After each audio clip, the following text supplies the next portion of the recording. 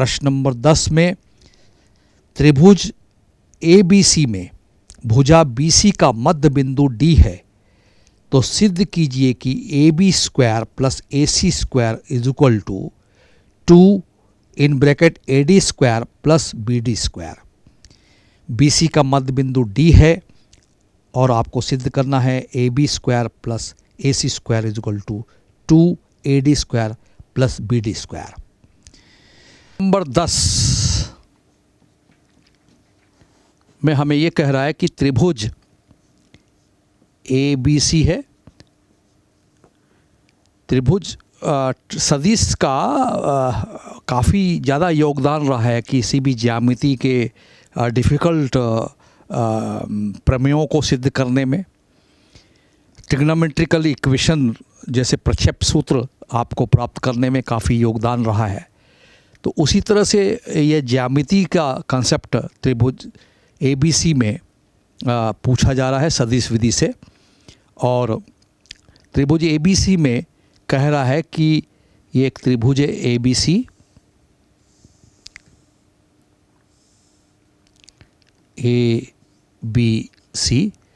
और BC भुजा का मध्य बिंदु ये मिड पॉइंट है D है, ये बराबर है, मतलब मध्य बिंदु D है। तो सिद्ध करिए त्रिभुज टू प्रूव हमें सिद्ध करना है AB square plus AC square is equal to 2AD square plus BD square. सदिश विधि से हमें इस ज्यामिति प्रमेय को सिद्ध करना है।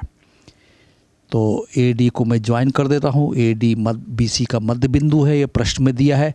D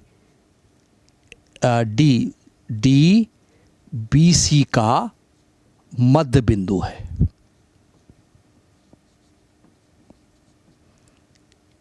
ये D BC का मध्य बिंदु है, ये प्रश्न में दिया है।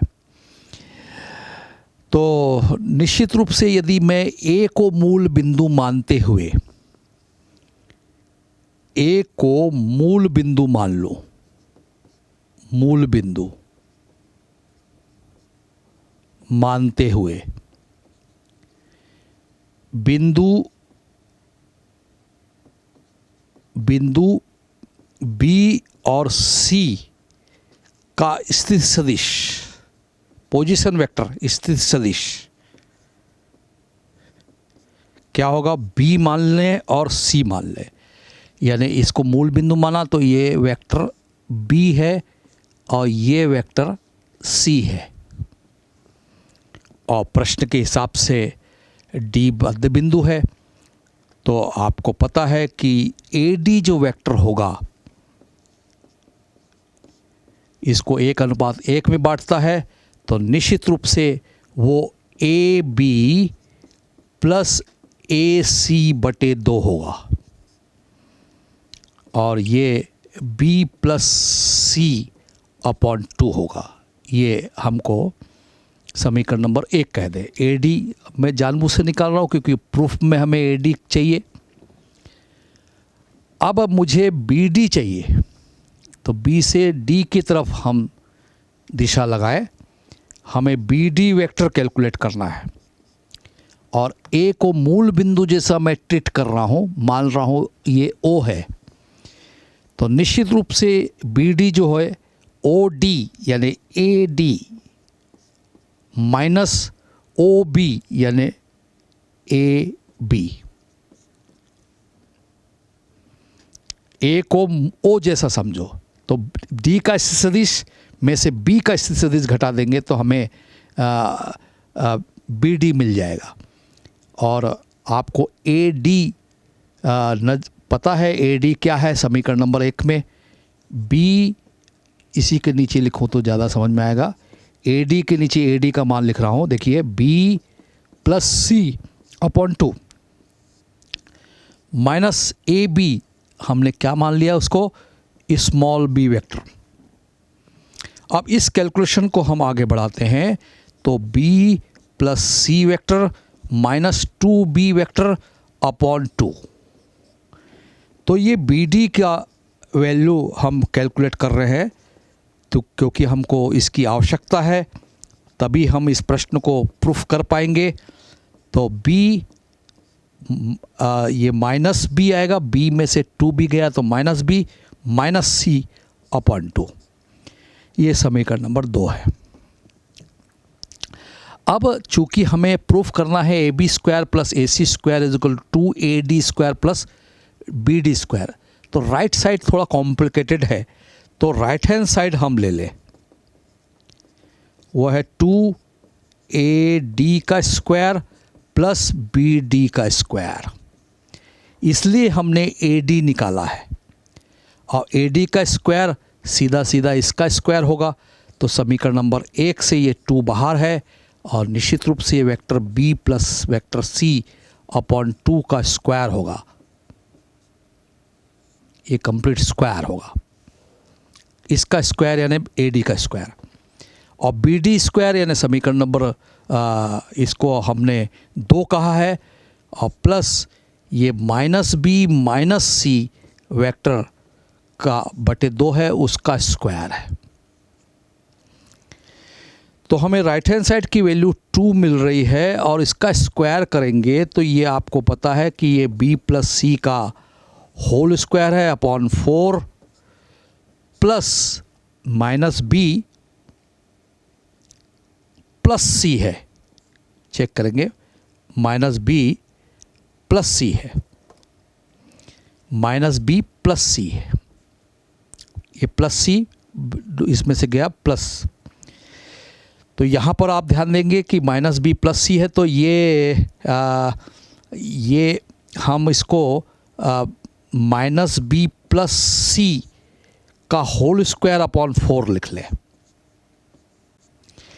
अब ये 4 के एलसीएम में लेके बाहर निकाल लेते हैं, अब इसका स्क्वायर हम करेंगे तो B square plus C square plus 2B dot C, और इसका स्क्वायर करेंगे तो माइनस B का स्क्वायर B आएगा, B स्क्वायर ही आएगा, और प्लस C स्क्वायर आएगा माइनस 2B डॉट C आएगा, और 2 1 जा 2 2 2 जा 4।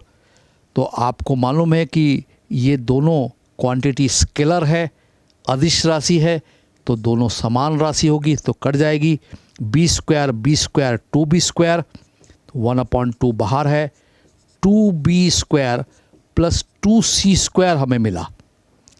अब फिर 2 कॉमन निकालेंगे तो 2/2, तो रिजल्ट मिल रहा है B square plus C square.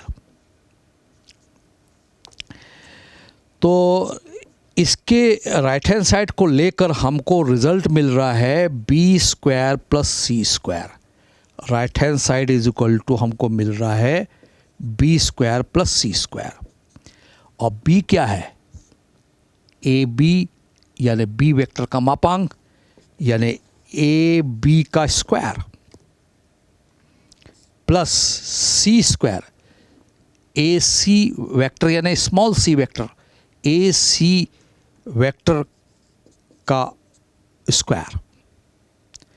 तो हमें राइट हैंड साइड लेकर लेफ्ट हैंड साइड मिल गया, तो वेक्टर के उपयोग से हम आसानी से कोई भी ज्योमेट्री के प्रॉब्लम्स को हम प्राप्त कर लेंगे। यहाँ कैलकुलेशन पर थोड़ा ध्यान देंगे कि यहाँ पर हमने 2B में से B को घटाया तो माइनस B आया था, लेकिन ये प्लस C है तो प्लस C, इस कैलकुलेशन पर विशेष ध्यान देंगे, और फिर बाकी सब कैलकुलेशन एकदम एक्यूरेट है, और बड़े आसानी से आप इस ज्यामिति थ्योरम को आपने प्राप्त किया। बच्चों, यहाँ मैं ये कहना चाहूँगा कि ये ज्योमेट्री में जब हम प्रूफ करते हैं, वेक्टर अलजेब्रा ने, सदिश बीजगणित ने उसको बड़ा आसान कर दिया। और वास्तव में आपने देखा होगा कि यदि आपको थोड़े बहुत फंडामेंटल कॉन्सेप्ट आपके क्लियर हैं तो बड़े आसानी से आप कठिन से कठिन प्रमेयों को सदिश विधि से बड़े आसानी से प्राप्त कर सकते हो।